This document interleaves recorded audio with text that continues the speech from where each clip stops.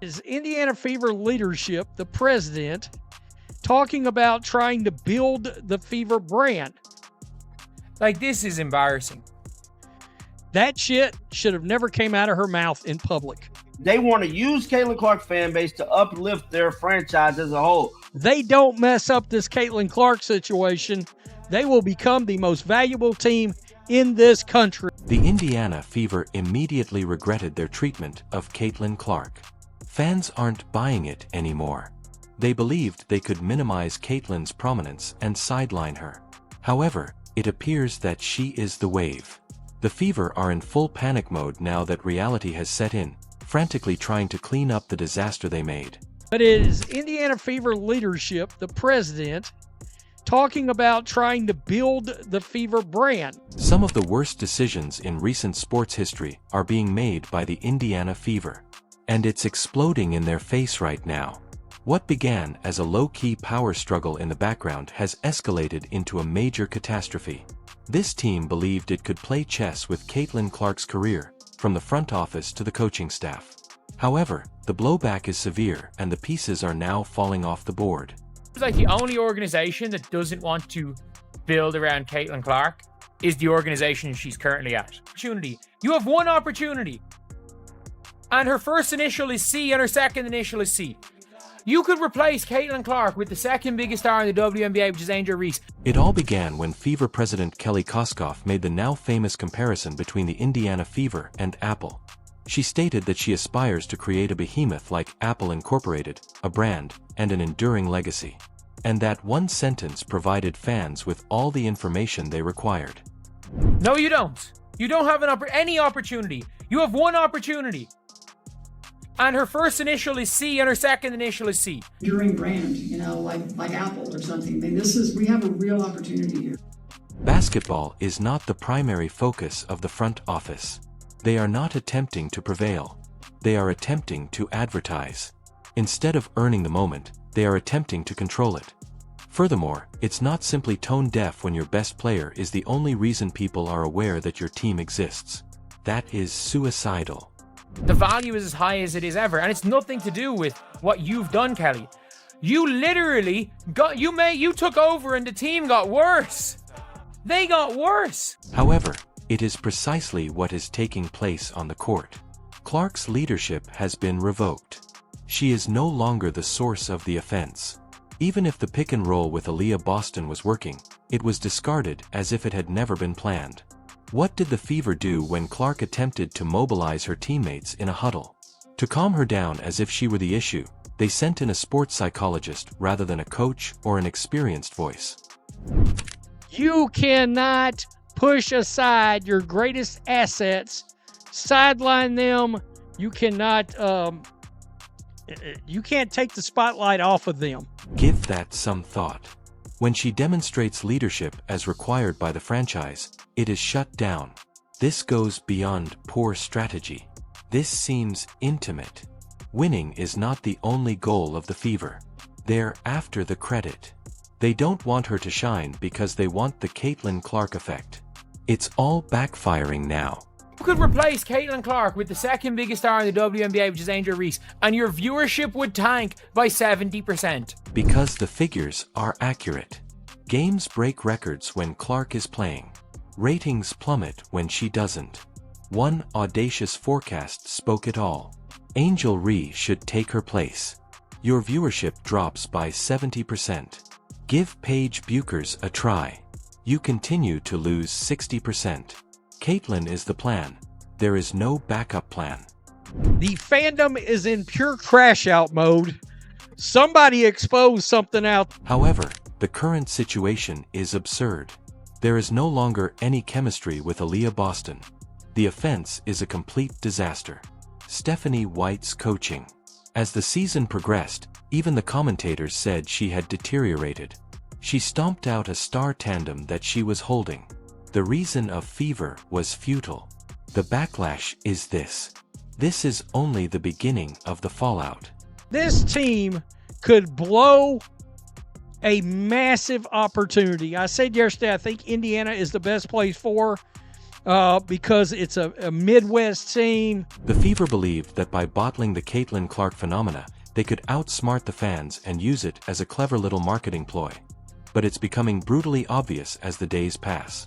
Something that electrifying is uncontrollable. Caitlin Clark is more than just a participant. She is a force in culture. And the Indiana Fever are letting it elude them in their foolish pursuit of dominance. The fans has pretty much went on a tear, down on a tear with dismantling the team front office, man. They're putting everything on the blame of the front office. The intensity of Clark's presence was something they were unprepared for.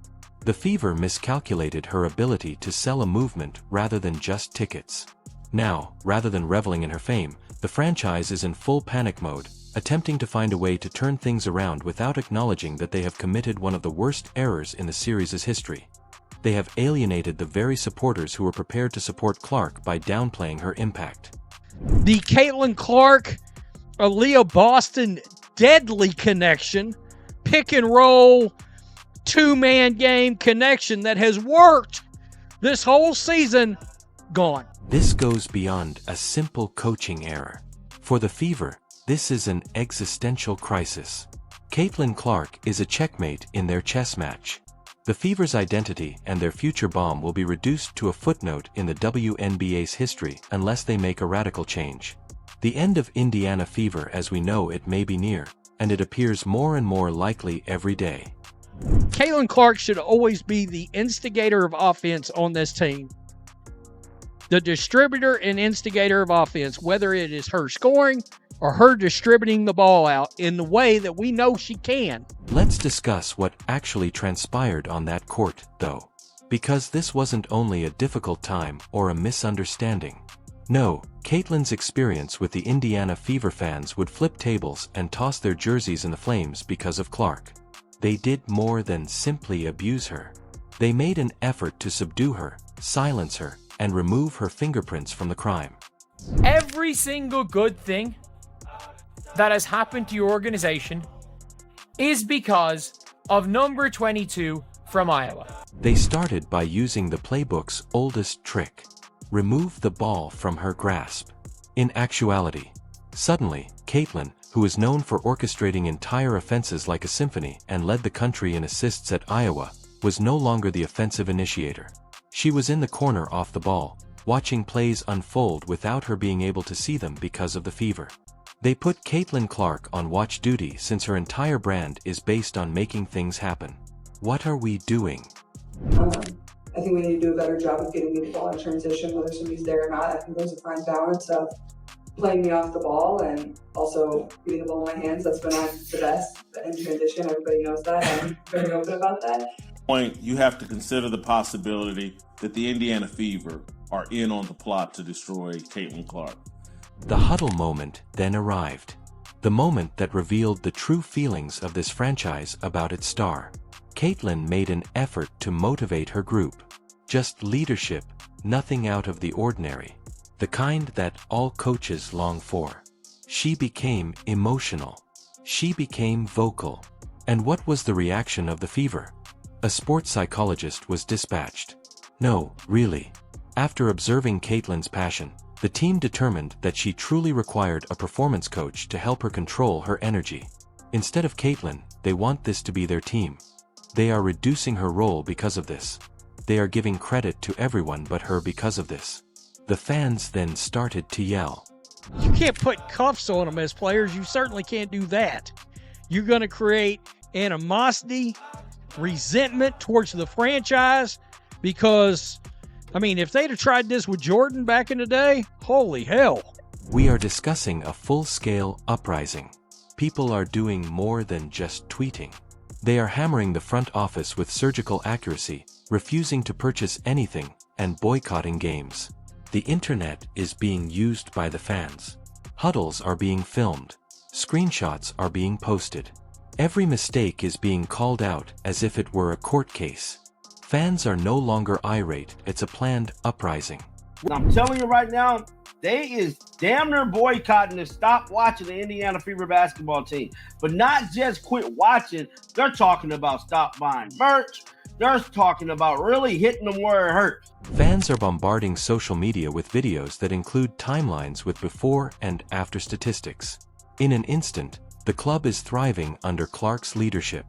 The following time, the offense crumbles because she is off ball and lost in the shuffle. There are mountains of receipts, and the conclusion is obvious.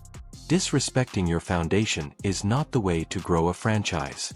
But this is very much sticking out, bro. The fans has definitely been keeping receipts on everything that has transpired between the front office and Caitlin Clark. Because Caitlin Clark has a sizable fan base. It is ubiquitous, devoted, and passionate. From Iowa, they pursued her. Road games were sold out. They transformed pointless WNBA games into primetime events that people had to watch. The Fever did more than simply misinterpret the space. The person who constructed the house was attempted to be evicted. I'm sorry if you're under the belief that you think all these players were so great before they got here. That may be fine, but nobody cared, nobody watched. The reaction is now underway. The Fever are guilty of disregarding the one most crucial rule in sports, treating the spectators like idiots, and attempting to stifle their own star. Silencing excellence is not a winning strategy. Letting it lead is how you win. And if they continue in this manner, the supporters will ensure that the Indiana Fever are remembered for discarding their golden iPhone and attempting to replace it with a brick rather than for creating an apple. One thing I can tell you is they're going to have a rude awakening very, very soon. Now that we've put emotions, vibes, and merchandise sales aside, this whole thing boils down to ratings, so let's speak about numbers. Additionally, the facts hit the Indiana Fever square in the face when they attempted to downplay Caitlin Clark's influence. She's tied for the league lead in assists, for crying out loud. She's averaging 18 points a game. I mean, she's in a 3-game shooting downturn. This is the harsh reality. Caitlin, the WNBA viewing surge is Clark. Forget about it. Nothing at all. No conversation. We're talking about record-breaking ratings when she performs. Crickets while she sits. You remove her from the picture. Additionally, it appears as though national interest has been cut off. Do you believe that the front office is the reason for this success? Please. Before Clark arrived, nobody gave a damn. They're also correct. All of the pre-Clark statistics are available. The number of viewers for regular season games was seldom reaching 6 digits. Clark Games is currently making millions of dollars. If they are fortunate, non-Clark games can return to the low hundreds of thousands. Now, there was a record-breaking number of fans who voted this year for All-Star, so that was really cool to see. This is where things become worse. Swap out your viewership reduces by 70%. Caitlin Clark with Angel Reese. That's just the truth. It's not an insult. You're still down 60% even if you include Paige Buickers, another prestigious name with significant college influence.